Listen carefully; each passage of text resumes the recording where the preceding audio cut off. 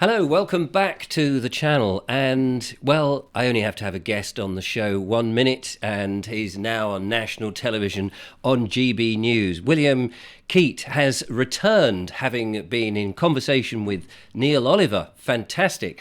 The Constitution, is it English, British, or the UK? Let's find out from Will. Hello, Will. Lovely to have you back on the show. Very nice to be back, Richard. Yes, and fantastic to see you on GB News the other night, talking to Neil, who seemed to have got a grasp very much of exactly what you were talking about. And we can clearly see that this is a very important issue. Yes, actually, I mean, I would say that he was the star of the show. He didn't need me there. If you actually watched his monologue, the Yes. bit that he does to camera at the beginning, I mean, he got it absolutely spot on, and it was really good. And it was a great experience, actually. It's a really good setup, lovely staff. Neil's great, fantastic guy. It was fun to do, actually. It's a very short segment. You have to be really good at What impressed me was because it was compact. Is between the two of you, you sort of got those points out really quickly and got the message out, and people have been very interested.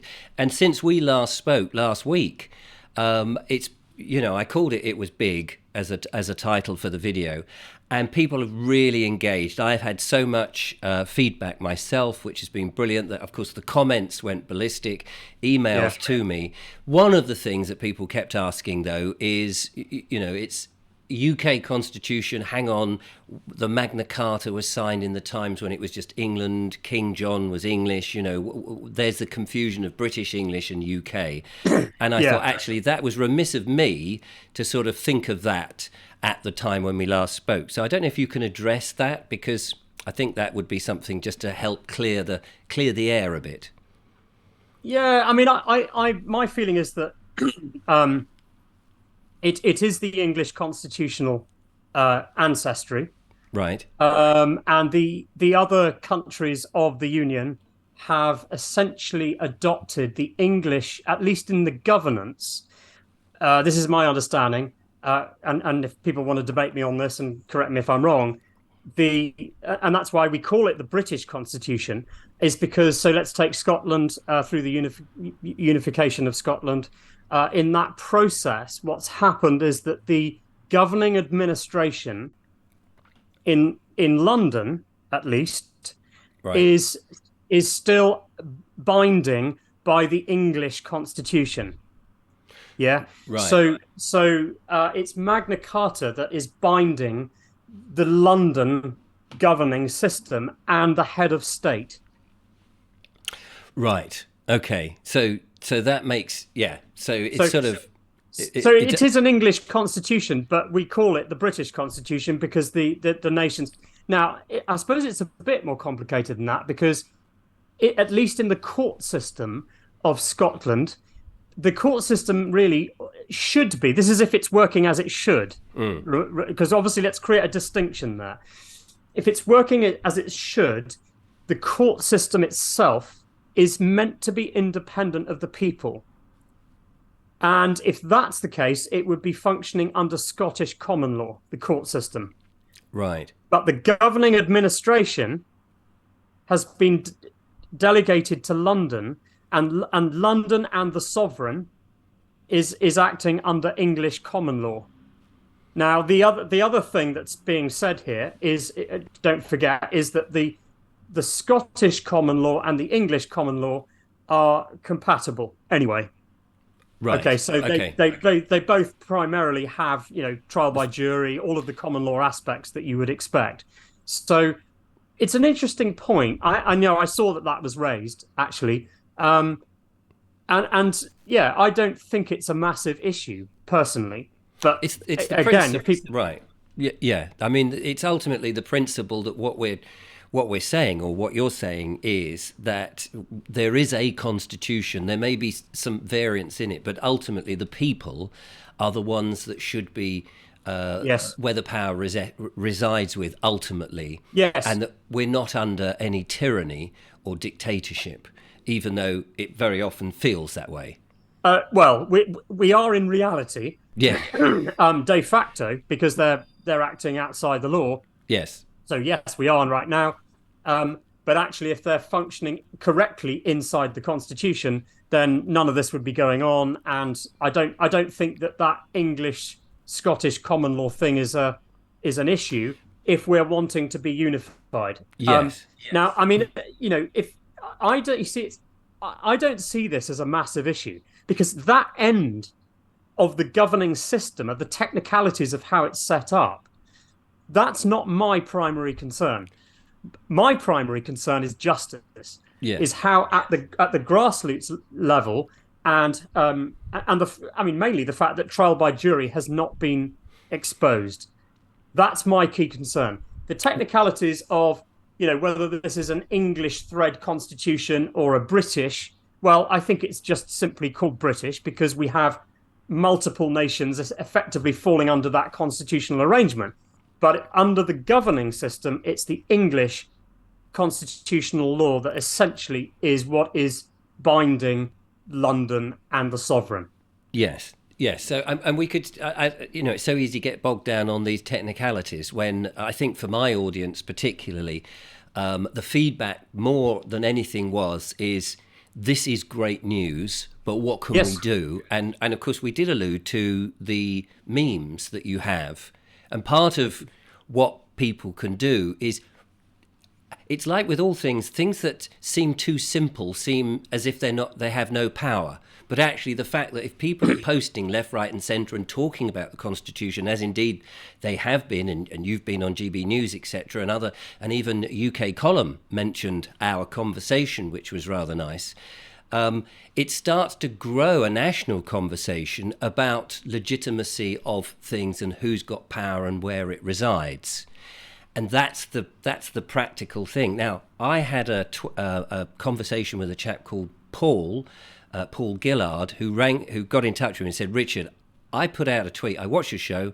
I put out a tweet, and within 36 hours had 30,000 views on this one tweet. And he sent me, let me see if I can find it for you. Here it is, his tweet. Wow. And he was over the moon. God. And there it is. Wow. And it just goes to show the power of simply the debate, really, that we're having and that conversation. Yes. And of course, you've got more of those. You've got more of those memes that people can choose from your website, which, of course, I'll put the link again in the description of this video.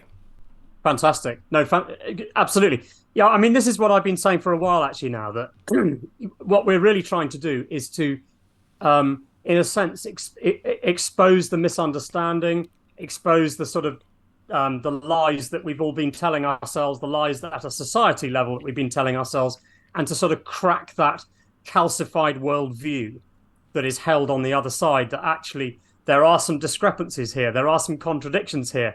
There are certain things in law you're not being told. All I'm trying to do, actually, is just to expose a very concealed mechanism in our constitutional law, and then let the people run with it and see what they want to do. I've had accusations within the last few days. It's been interesting, hasn't it? I mean, it's been a bit wild. Yeah, no, it certainly has. I mean, it's just encouraging that people have grabbed hold of it. Whether they're agreeing or disagreeing, the conversation has started. Absolutely. And really, this what we're trying to do is expose the fact that the Constitution, in reality, is based on the understanding of individual rights, and the concept of sovereignty. Yeah. And now the other side think that's a bit of a trigger word. If you talk about the words like sovereign, you're going to be a bit weird, and you're kind of, no, the people are meant to be sovereign. You're self-governing. Yes. We talked about that, I think, didn't we, in the last thing? We did. That's the whole point. We should all be understanding sovereignty. That's really important. And the Constitution is fundamentally based on that principle of individual rights, at that understanding. And when people know that, and that's uppermost in their mind, and they then start to have that confidence that actually was put in place correctly, suddenly that's a bit of a game changer, And if people want to run with that, and a sufficient number of people in society actually think that is is something to care about, great, Yes. fantastic. But Yes. this is not a political manifesto on my part, I can assure you. I mean, I've sort of seen that suggested, that William Keyte is trying to put forward some kind of a political. No, I've never been involved in politics in my life. There was one guy who suggested that I was aligned with a political party or something. The only thing I've ever had to do with a political party was when I spoke. I was invited to speak Yes. in 2018 in that video, I think, that you saw. I saw it, and you were a guest. You were just a guest speaker at a. Yes, I was. It was the Democrats and Veterans Party. They were really nice. They were lovely. The guy who asked me on really got this message because he'd seen me speak at another talk, and he wanted me on, and I spoke about all of the things that I spoke about and just raised all of that. But the party didn't run with any of the information that I gave them. It wasn't, and I've never really been in touch since. I think with the guy who invited me on, he's called me once, and that was it. So I've never been involved in politics. That's not my thing at all. No, no, and I think, I mean, half of this is just awareness, isn't it? If people can grasp the fact that there is a mechanism, that Yes. that it is an ancient mechanism, that it sort of trumps what we are seeing today, and the feeling of hope that it gives people.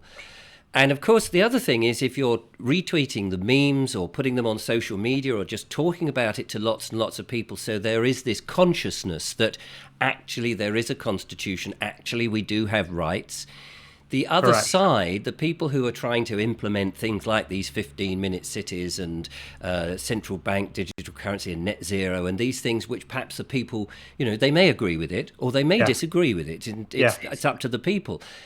If they think, hang on a minute, we can't just do carte blanche, because suddenly people seem to know about the Constitution, which we haven't been teaching in schools, as you said before, that people just knew, and we don't. Absolutely right.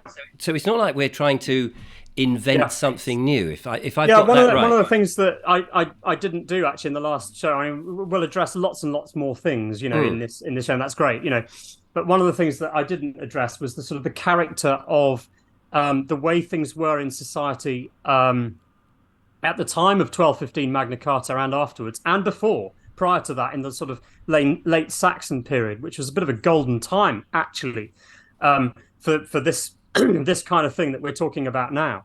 Right. And a lot of people have some things that they sort of hurl at the legitimacy of things like Magna Carta, which we can bat away fairly easily when you understand the context at the time. But one of the things that is important to understand is that all the courts that were in place at the time, when we call, feudal England. Now, I think it's been mischaracterized, feudal England. When you actually understand the true nature of feudal England, you begin to realize, actually, it wasn't quite such a dark time, in fact, and I'll explain why. So the first thing, actually, is that at that time, people really understood this. They understood they didn't call it their constitution. They didn't go around talking about constitutional law. But they really understood their rights and their responsibilities, and they were really zealous for them, and this was known. It's written about in history books. Yes. And the court systems, all of the court systems. So you had all sorts of things like the court leet, the court baron, the 100 court. All of these courts of the day were all trials by jury. All of them. People were so much more engaged in the running of their country Yes. and the running of their local society. I mean, you wouldn't know necessarily what was happening 10 miles away, but you were aware of the lord who was looking after you, the domain that you were part of, and the workload, and everyone. You were aware of if somebody had caused you a grievance, and as you say, the leet courts. It's Absolutely surprising. correct. It's surprising how, over time, so much of running stuff has been given to other people who seem to have titles of their own to sort of go, it's all right, you don't have to worry about that, you poor little person over there. Whereas actually, I think that, people like to feel that they've got a stake in what they do. And it's where we are now, where we feel, hang on a minute, you're just railroading things through, and we feel like we have no choice. So Yes. tell us more. Yeah, so remember that I think I may have made this point, but the key to this is that policy, specific policy, and the sort of the minutiae of people's lives is not the domain of government. That's Right. not the domain of the administrative government. So what's happened in the sort of the purer form of our rule of law in the earlier part of the millennium, and when did things go wrong? So Yeah. that if I just explain this, so the rule of law in the sort of earlier part or the first part of the millennium, up until about the sort of the actually around the mid sort of 1600s, I would say, and then there was a period between about the sort of mid 1600s to the for about 100 years to the mid 1700s when there was a massive shift of power away from the monarchy as the sovereign. And I'm not saying, by the way, that the monarchy having all control was a good thing. Okay, so No. that's key.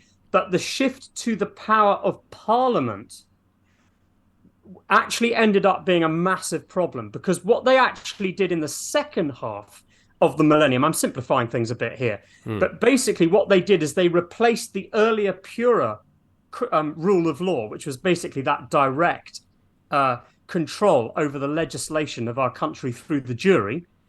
That was the earlier part. Right. The second part of the millennium was all about replacing and obfuscating and confusing all of that with a new system of governance through elected parties. So you had this party system being born in the mid sort of 1700s. That was being emerging there. With the Tories and the Whigs and all of that. I mean, it sort of began with independents as well. You had independent candidates a lot more, but the parties all at that point that became the big thing in our Right. politics, and so we were gradually sort of moved towards this understanding that our influence over government, which originally would not have been an influence, it would have been absolute control. Yes. So was this sort of hand in hand with the enclosures that were going on, where Well, people are being thrown off the land and landowners yeah, are that sort of was taking the yeah, that was commons a bit back? later, wasn't it? 1700s, I think. Right. But that was all part of it. You're absolutely right. That was all part of it, certainly, and it was all incremental, just little things here and there, gradually distorting things, miseducating people about how things should happen. I mean, one of the tricks that's been played, and this is an answer to one of the questions that came up, by the way. Some people say that the Magna Carta wasn't really about the people; it was about the barons. It's not true, actually, because what you have to realize is the way the language has been distorted. So at the time of 1215 Magna Carta, around that time, the word freeman, which later came to mean a landholder. Right. And Oh, so I that's what see. we think of today. But at the time of Magna Carta, that didn't mean that. Okay, the word freeman was actually, churls, cotters, villeins, that's the villagers, it Yeah. was all of them. It was smallholders, all of the people, all of the commoner people. Right. Yeah. So Yeah. if you look at Article 39 of the original Magna Carta, which basically talks about the fact that a trial by your peers is to be given to anyone brought before a court, you must receive a trial of your peers. All free men are to Right. be tried by that. Yeah. So when you start to break this sort of stuff down, you start to see how actually this is a bit conniving, some of this, isn't it? They've played with language, they've played with all sorts of things.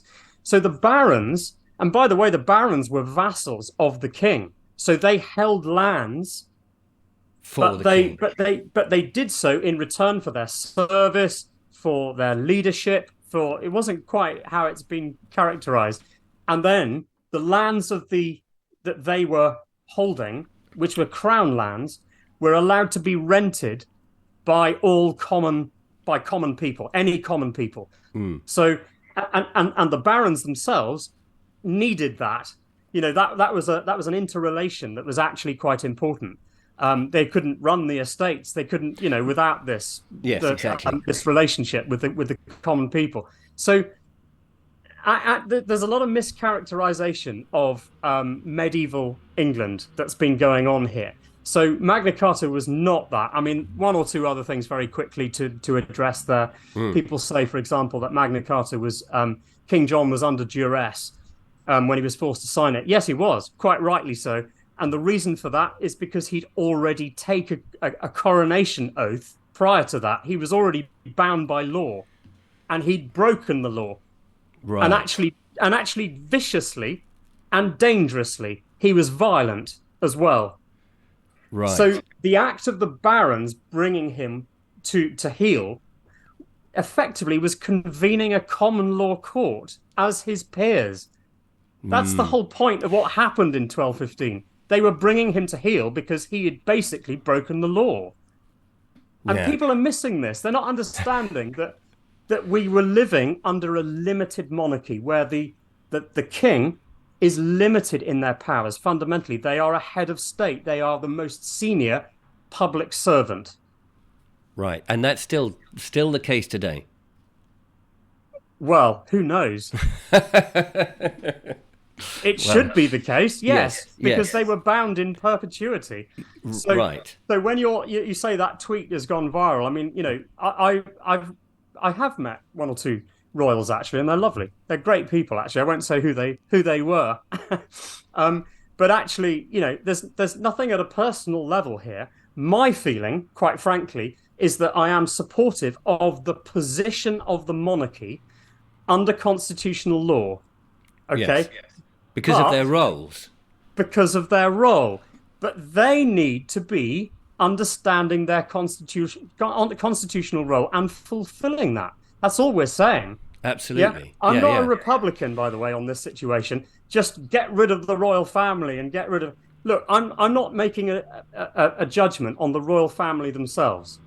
No, I mean, no. If you ask me a direct question, have the various kings and queens in recent times performed their constitutional role correctly? No. Sorry, no. No. And of course there's, I mean, that's one of the bits of feedback that I was getting. They said, oh, have you know, certain little technicalities, I suppose, in which where the Queen had originally signed on her oath and all of this sort of stuff, as if these things make the biggest of differences. But fundamentally, if the law, as you said, is working as it should, we still retain the rights and the power to have our peers judge us. Yes, and they're not doing that correctly because they've watered down trial by jury into something that isn't a proper, genuine trial by jury. Yes. Not only have they done that, but of course the important point for the head of state, the first among equals, is that they are meant to be preserving that royal prerogative because it's there for a reason. Right. And they are meant to be refusing royal assent to any statute, any bills of parliament that come before them that would be repugnant to the constitution and the liberties of the people. Look, I'm just reciting law here. That's all I'm doing. And people are, you know, sort of suggesting that this is some kind of manifesto of William Keyte's political views. No, I'm not political. I couldn't care less about politics. What I care about is individual rights of the people under the Constitution. That's not political. That's a different thing. And so when you've got your memes which are putting out, you know, questioning, are the royals or the head of state, is he going to do that? You're just really reminding them of their rightful role. And that's, just, you know, as you would for a policeman going down the street. You know, if he was sort of bashing kids over the head with bananas, you say, excuse me, is that what a policeman should be doing? Yes. All we're doing is just making sure they're aware, because they may have just forgotten. Yeah. Let's give them the benefit of the doubt. You know, they may have... Absolutely. Yeah. And if a king is fulfilling that role genuinely under common law and they understand it, they then become hugely respected. Yes, absolutely. And actually, Charles, you know, if Charles could perform that role and in order to do it, I mean, he would have to make some fairly public retraction, I suspect, of all sorts of external foreign policies and influences that are coming from outside our country, or that would be in some way in breach of the protection of our liberties. As we know perfectly well, there are all sorts of things that he's being influenced by, and that others within our political system are being influenced by outside our realm, if you like. And I've been Well, that's talking about incompatible. that. Yes, I've been talking about that on the show. All these different things that have come from third parties, which the government and Parliament, who may be influenced by that, when it goes to the royal assent, as I understand it, this is the most important role that the king can say. Yes. Is this going to be good for the people and their freedom, continual Yes. freedom, or will it enslave them? Correct. And that's his principal job, if I've got that right. Yes, I mean, you're absolutely spot on, and we're constantly being told that it's ceremonial only. The Queen would, or the King would, does have the power to do that, but they wouldn't do it. Yeah. Okay. So this is part of this cognitive dissonance, this double think, which is a very effective way, by the way, of confusing the issue. Right. And the political class have really got themselves into a right mess over this. They are very confused, by the way, and many of them just don't understand how this is supposed to work. But it's really quite straightforward. The head of state does have that power and that right, and not only the power and the right, but the obligation to refuse any form of legislation that would be repugnant to the Constitution or infringing on the liberties of the people. And it wouldn't be there. That's the thing. If it, as you say, if it was just pomp and ceremony, yes, why would he right. even be there as a potential, cock up for the government if they went, oh, we want this, and then there was this royal assent? What's the point of it if it didn't actually hold and wield the power that it really does? Exactly right. Yeah, and as you say, it does. It's so easy to make more of the Constitution and stuff and make it very complicated for people, when actually it is extremely simple at its basic principle. And that's really what these memes are about, is just getting people to talk about the fact that we have it's there as a lifeline for us, it works for the freedoms of the people, and it's a practical thing that people could. That was the thing that people were going is, yeah, but knowing about it is one thing. Yeah, what can we do? Yeah. What can we do? Okay, so I had a number of emails, as you can imagine, over the last few days. Yeah. And there was one thing in particular that a guy said. He put it beautifully, actually. He said, just the very fact that we now know this, the knowledge of this is empowering in itself, and it is, and that's what. You've got to remember that people in society don't even know there is a constitution. Some people, we don't have a constitution. All right, okay. And then they say, well, we haven't got a written constitution. And then they say, well, that's been repealed. And, oh, no, our constitution is written in lots of different documents and all of that sort of stuff. Actually, no, not really, actually.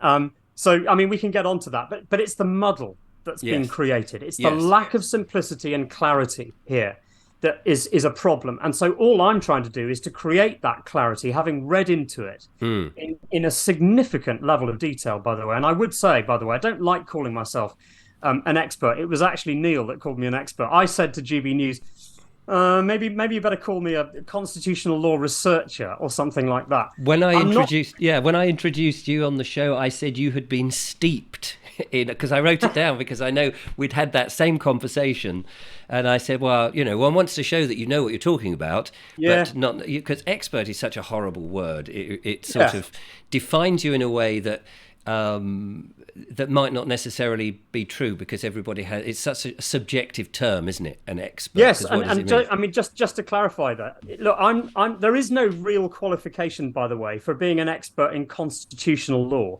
although you could be a lawyer in the legal profession, in the system, and having specialised perhaps in constitutional law. But that's not really a qualification. That's not a reflection of that. And most people in the legal profession are not actually taught constitutional law properly. So that wouldn't really, I don't think, be an accolade. So look, I'm a layman in this area. I've taught myself, but I have gone everywhere for all of the source information, and I've joined a lot of dots. And actually, it's not that difficult. If you look at the references in history and the history of law. There are references everywhere to these facts about the fact that the people judged everything in the jury. Yes. And the judge wasn't really the judge at all. They actually were not the judge. They were the convener. And this stuff is all findable in there. And you don't want to feel that you have to be an expert to be able to invoke it or talk about it or be part of it. Because in the old days, these would have been ordinary people who would be told to or got together to judge somebody on the law or on what their deed and what they've done. Yes. And they weren't experts, but they were experts in themselves and their morals.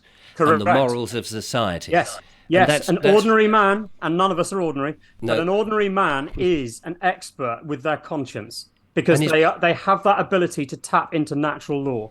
Yes. Yeah, and that's what makes them the best judges. Yeah. And it's very much because we have not been involved in this way in all the in the laws, in the bylaws, in the local stuff. We don't get involved in all of this because, as we said earlier, it's been put aside, farmed out to the councils and members of the council to do all of that. And, if you want to go to the public gallery and sit in on a meeting, but you're not really encouraged to sort of add anything to it, which is such a shame. We don't do this as a matter, and this is where we should do, I think. Yes. We should be much more involved because that's the break, isn't it? That's it. And the people in councils and the people who are public servants are us. They are the people, and we are them. That's very much, by the way, how the police are supposed to function as well. We are the police, and the police are the people by consent. By consent, and the thing is that consent of the governed, by the way, is all about the jury. So that's where that comes from. The consent of the governed, you see, is through jury independence. So. But the point I was going to make is that actually, if you look at police training, traditional police training, they're very much encouraged to see it that way. I mean, I don't know whether that's more recently. I don't think it is. I think things have started to break down in that way. But traditionally, the police training is very much about encouraging them to see that as their role, that they are the public and the public are the police. They're just an extension of that because they're employed in that sense. Yes. There are one or two extra things that they're able to do. Just as a matter of interest, is the police still constables? Because you used to get constables in the old sense, because you often get referred to them as a police officer, and there seems to be a subtle difference there when in the terminology. And half the Awake and Aware movement will go crazy at this point and start talking about this what I call the common law cult stuff. Right. Okay. Which I really should talk about actually briefly, because by the way, and I said this before, didn't I think that if you are not framing common law in constitutional law, then you're off on a wild goose chase, as far as I'm concerned.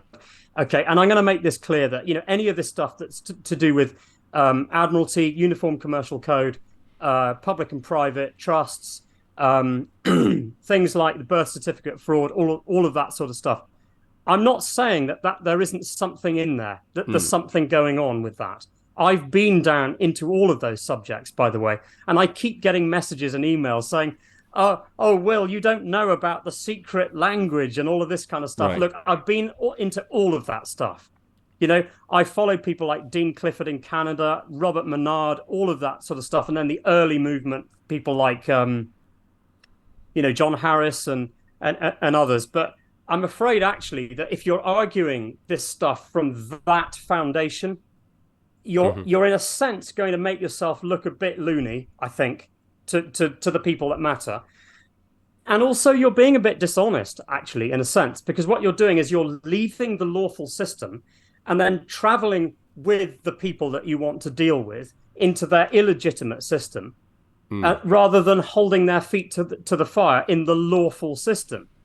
Yeah, you're not arguing it from the foundation of constitutional law. You're saying, we've been tricked into that's your claim. We've been tricked into some kind of admiralty system, and we've been, bound by all sorts of secret bonds and QSIT numbers and all of this sort of stuff. That's what they're claiming, okay? Right. Now, I'm distancing myself from that stuff because, frankly, you shouldn't be going over there anyway. It's not your job to disentangle and reverse engineer what is actually an illegitimate system just so that you can get off your speeding fine. Yeah, that isn't actually facing reality and facing truth. Okay, the truth is that everybody in society needs to understand that government has gone beyond its lawful powers, and we need to be dealing with this issue using proper constitutional law. So, let's come away from all of that kind of crazy stuff and start doing this from the proper foundation. Okay. So that's I think that's clear. But the main thing is we were talking about the practical things, and we've got these memes, and you said just knowing it, Yeah, because it's just having that information within, so that yeah. it becomes part of you and part of the conversation, and it's an expected reality. That's the starting point. Right. Absolutely right. So I didn't come into this thinking that would be the end of it.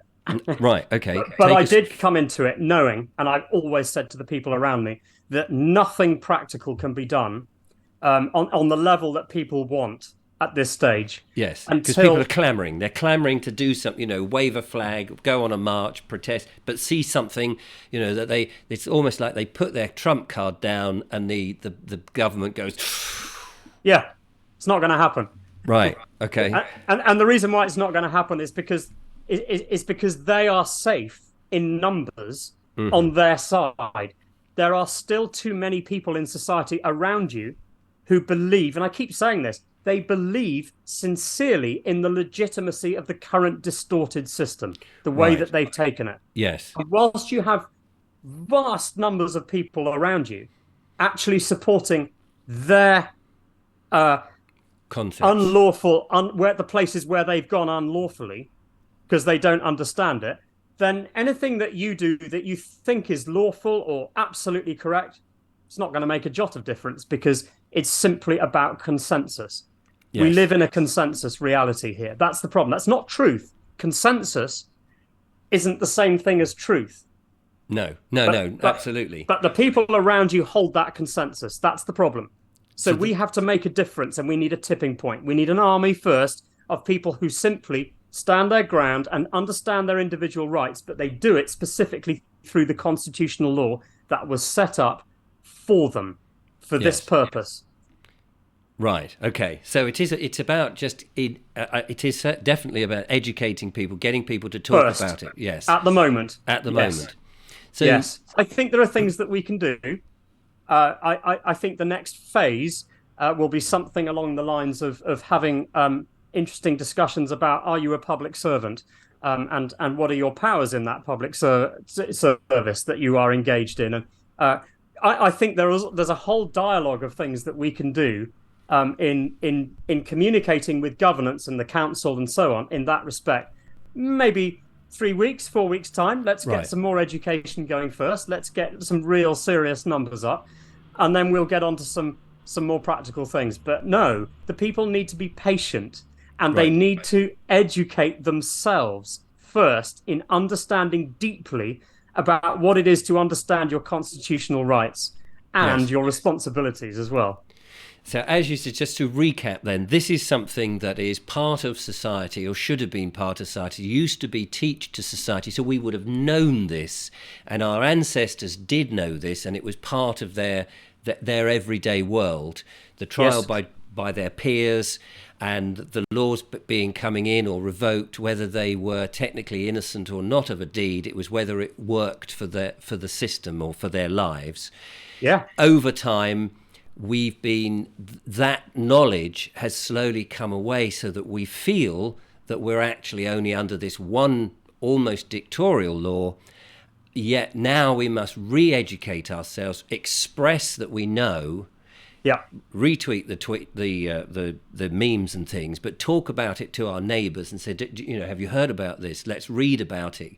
Get society and groups talking about it. Yeah, and make up your own memes. And based on your understanding of it. Yeah. So read the material, understand the Constitution. There's a really fantastic video, by the way, on commonlawconstitution.org in the resources section. Right. It's a documentary. Better get in there quick before they take it down. I think I have downloaded it actually. But it's an hour-long documentary that was put out by a fantastic channel in America. I mean, all credit to them, who did a documentary on jury deliberations. Now, you wouldn't get that in this country, yeah, because in America that the laws are slightly more relaxed in that you can get into a jury room and hear a bit more about it, and they're a little bit more open. Right. But this documentary follows a real case of jury deliberations on somebody who's been brought to court for a crime to do with gun ownership, I think it is. And the interesting thing about it is that the piece of legislation at the end gets annulled. It's an example of jury nullification in action, ladies and gentlemen. Right. Go and have a look at it and watch it. Okay. Because it's amazing. I'll put the link in the description, and do go and check that out. Time is running against us, really. Will, it's been so good. This is the sort of thing that we can just keep coming back to, really, to reiterate this stuff, because I think people are going to continually ask questions. They may be nitty-gritty and perhaps a little bit diversionary things, when the basic principle is just educating and talking, yes, and expressing and letting the other side know that, yes, we now know again. We, yes, know our rights and our freedoms and what should be happening. Absolutely. And just very quickly, Richard, if I can just get a couple more explanations in. Go for it. Of a couple more sort of traps, if you like, that are thrown at Magna Carta and one or two other things about our constitutional law. So one of the claims, of course, is about the Pope and how Magna Carta was repealed and all of this sort of thing. There's some really important things to understand, or you'll understand it when you, of course, know of the limitations of the head of state, yeah, which I've already explained. Yes. So the king was a limited monarchy. So therefore, these claims, for example, about, he gave the nation away to the Pope prior, yes, to... No, a public servant is not allowed to give the nation away. I mean, it would be like saying, a mayor or somebody senior in the Council of Oxford sort of decides to give the city away to his mate in the Seychelles or something. No, you can't do that kind of thing as a public servant. Right. Yeah. So the king had no right to do that kind of stuff anyway, and it didn't happen. Right. So that's just ridiculous. And then there's a later claim, of course, that the Pope sort of annulled Magna Carta. Well, he wasn't involved in the constitutional affairs of the nation either, in a foreign state to the Pope. Yeah. So that doesn't work. That's not going to work either. Is there anything else like that? Yeah, we talked about King John under duress. Yes, rightly so, because he broke the law and he was being, brought together by his peers. These are the sorts of characterizations and context that you need to understand about Magna Carta. But there's lots of claims that are being held at, And by the way, the Constitution didn't begin with the 1215 Magna Carta. That was just a restatement of what the Constitution already was. Yes. Yeah. So the constitutional law is really about legem terrae in Latin, which is the common law of the land. That's what it is. The law of the land, legem terrae, is your common law. Right. Okay. From Saxon times? Yes. Before certainly, the Normans. and even before that. Right.